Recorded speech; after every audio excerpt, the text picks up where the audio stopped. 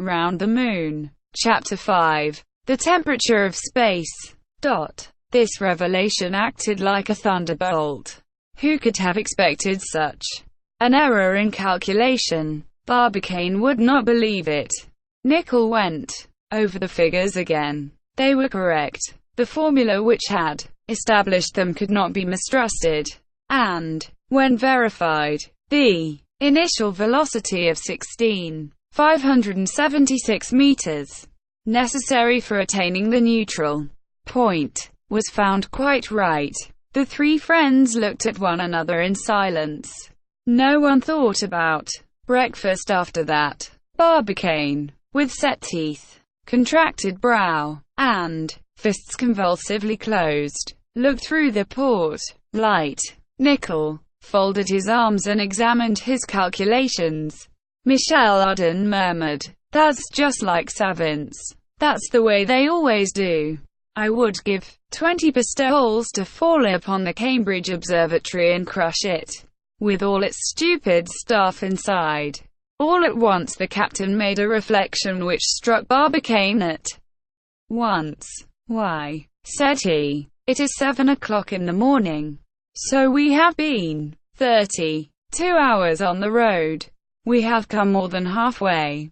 And we are not falling yet that I know of." Barbicane did not answer, but after a rapid glance at the captain he took a compass, which he used to measure the angular distance of the terrestrial globe. Then through the lower port light he made a very exact observation from the apparent immobility of the projectile. Then, rising and wiping the perspiration from his brow, he put down some figures upon paper. Nicholl saw that the president wished to find out, from the length of the terrestrial diameter, the distance of the bullet from the Earth. He looked at him anxiously. "No," cried Barbicane in a few minutes' time. "We are not falling. We are already more than 50,000 leagues from the Earth. We have passed their point. The projectile ought to have stopped at if its speed had been only 11,000 meters at our departure. We are still ascending." "That is evident," answered Nicholl. "So we must conclude that our initial velocity, under the propulsion of the 400,000 pounds of gun cotton, was greater than the 11,000 meters. I can now explain to myself why we met with the second satellite that gravitates at more than 2,000 leagues from the Earth in less than 13 minutes. That explanation is so much the more probable," added Barbicane, "because by throwing out the water in our movable partitions their projectile was made considerably lighter all at once." "That is true," said Nicholl. "Ah, my brave Nicholl," cried Barbicane, "we are saved." "Very well then," answered Michel Ardan tranquilly. "As we are saved, let us have breakfast." Nicholl was not mistaken. The initial speed had happily been greater than that indicated by the Cambridge Observatory. But the Cambridge Observatory had no less been mistaken. The travelers, recovered from their false alarm, sat down to table and breakfasted merrily. Though they ate much, they talked more. Their confidence was greater after the algebra incident. "Why should we not succeed?" repeated Michel Ardan. "Why should we not arrive? We are on the road. There are no obstacles before us, and no stones on our route. It is free, freer than that of a ship that has to struggle with the sea, or a balloon with the wind against it. Now if a ship can go where it pleases, or a balloon ascend where it pleases, why should not our projectile reach the goal it was aimed at?" "It will reach it," said Barbicane, "if only to honor the American nation," added Michel Ardan. "The only nation capable of making such an enterprise succeed. The only one that could have produced a President Barbicane. Ah, now I think of it. Now that all our anxieties are over, what will become of us? We shall be as dull as stagnant water. Barbicane and Nicole made gestures of repudiation. But I foresaw this, my friends, resumed Michel Ardan. You have only to say the word. I have chess, backgammon, cards, and dominoes at your disposition. We only want a billiard table. What? Asked Barbicane. Did you bring such trifles as those? Certainly, answered Michel, not only for our amusement, but also in the praiseworthy intention of bestowing them upon Selenitans. My friend, said Barbicane, if the moon is inhabited, its inhabitants appeared some thousands of years before those of the earth, for it cannot be doubted that the moon is older than the earth. If, therefore, the Selenites have existed for thousands of centuries, if their brains are organized like that of human beings, they have invented all that we have invented already, and even what we shall only invent in the lapse of centuries. They will have nothing to learn from us, and we shall have everything to learn from them. What? Answered Michel. Do you think they have had artists like Phidias, Michelangelo, or Raphael? Yes. Poets like Homer, Virgil, Milton, Lamartine, and Hugo. I am sure of it. Philosophers like Plato, Aristotle, Descartes, and Kant. I have no doubt of it. Savants like Archimedes, Euclid, Pascal, and Newton. I could swear it. Clowns like Arnold, and photographers like Nadar. I am certain of it. Then, friend Barbicane, if these Selenites are as learned as we, and even more so, why have they not hurled a lunar projectile as far as the terrestrial regions? Who says they have not done it? Answered Barbicane seriously. In fact, added Nicole, it would have been easier to them than to us. And that for two reasons. The first, because the attraction is 6 times less on the surface of the moon than on the surface of the earth, which would allow a projectile to go up more easily. Secondly, the projectile would only have 8,000 leagues to travel instead of 80,000, which would require a force of propulsion 10 times less. Then, resumed Michel, I repeat, why have they not done it? And I, replied Barbicane, I repeat, who says they have not done it? When, hundreds of centuries ago, before man's appearance upon Earth, and the bullet, where is the bullet? I asked to see the bullet. My friend, answered Barbicane, the sea covers 5/6 of our globe, hence there are 5 good reasons for supposing that the lunar projectile, if it has been fired, is now submerged at the bottom of the Atlantic or Pacific, unless it was buried down some abyss at the epoch when the Earth's crust was not sufficiently formed. Old fellow, answered Michel, you have an answer to everything, and I bow before your wisdom. There is one hypothesis I would rather believe than the others, and that is that the Selenites, being are older than we are, wiser, and have not invented gunpowder at all. At that moment Diana claimed her share in the conversation by a sonorous bark. She asked for her breakfast. Ah, said Michel Ardan, our arguments make us forget Diana and Satellite. A good dish of food was immediately offered to the dog, who devoured it with great appetite. Do you know, Barbicane, said Michel, we ought to have made this projectile a sort of Noah's Ark, and have taken a couple of all the domestic animals with us to the moon. No doubt, answered Barbicane, but we should not have had room enough. Oh, we might have been packed a little tighter. The fact is, answered Nicole, that oxen, cows, bulls, and horses, all those ruminants would be useful on the lunar continent. Unfortunately, we cannot make our projectile either a stable or a cowshed. But at least, said Michel Ardan, we might have brought an ass. Nothing but a little ass. the courageous and patient animal old Silenus loved to exhibit. I am fond of those poor asses. They are the least favored animals in creation. They are not only beaten during their lifetime, but are still beaten after their death. What do you mean by that? Asked Barbicane. Why don't they use his skin to make drums of?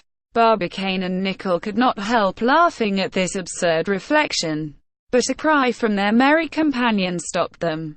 He was bending over Satellite's niche, and rose up saying, "Good. Satellite is no longer ill." "Ah," said Nickel. "No," resumed Michel. "He is dead. Now," he added in a pitiful tone, "this will be embarrassing. I very much fear, poor Diana, that you will not leave any of your race in the lunar regions." The unfortunate Satellite had not been able to survive his wounds. He was dead. Stone dead. Michel Ardan, much put out of countenance, looked at his friends.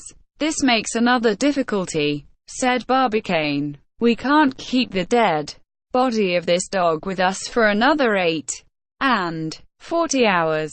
"No, certainly not," answered Nickel. "But our port lights are hung upon hinges. They can be let down. We will open one of them and throw the body into space." The president reflected for a few minutes, and then said, "Yes, that is what we must do. But we must take the most minute precautions." "Why?" asked Michel. "For 2 reasons that I will explain to you," answered Barbicane. "The first has reference to the air in the projectile, of which we must lose as little as possible. But we can renew the air. Not entirely. We can only renew the oxygen, Michel. And, we must be careful that the apparatus do not furnish us with this oxygen in a moderate quantity, for an excess of it would cause grave physiological consequences. But although we can renew the oxygen, we cannot renew the azote, that medium which the lungs do not absorb, and which ought to remain intact. Now the azote would rapidly escape if their port lights were opened. Not just the time necessary to throw poor Satellite out." "Agreed. But we must do it quickly." "And what is the second reason?"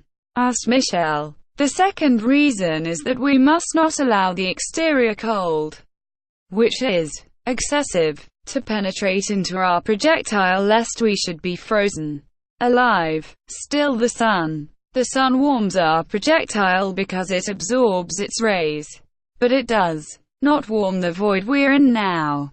When there is no air, there is no more heated than there is diffused light, and where the sun's rays do not reach directly, it is both dark and cold. The temperature outside is only that produced by the radiation of the stars.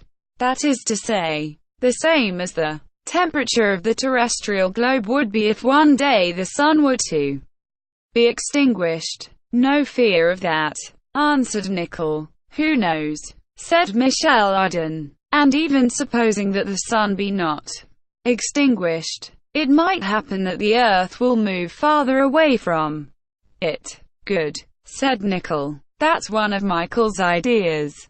"Well," resumed Michel, "it is well known that in 1861 the Earth went through the tail of a comet.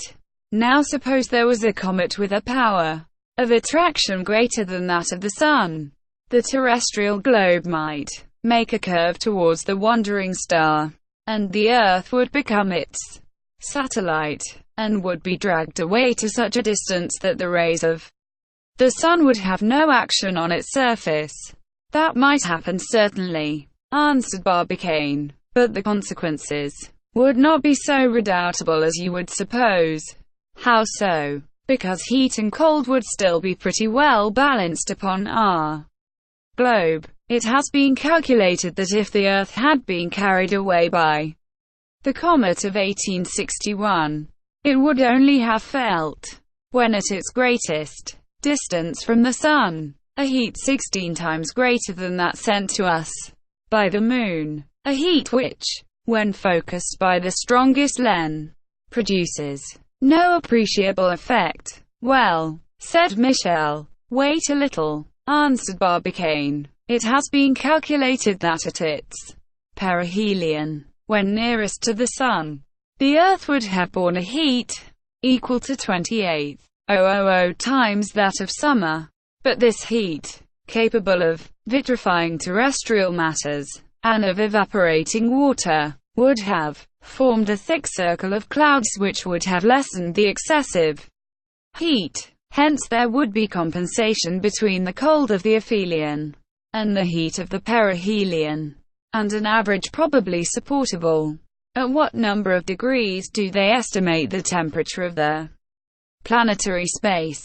Formerly, answered Barbicane, it was believed that this temperature was exceedingly low. By calculating its thermometric diminution, it was fixed at millions of degrees below zero.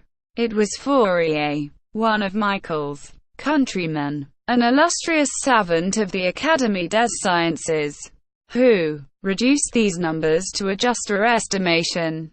According to him, the temperature of space does not get lower than 60° centigrade. Michel whistled. It is about the temperature of the polar regions, answered Barbicane, at Melville Island or Fort Reliance.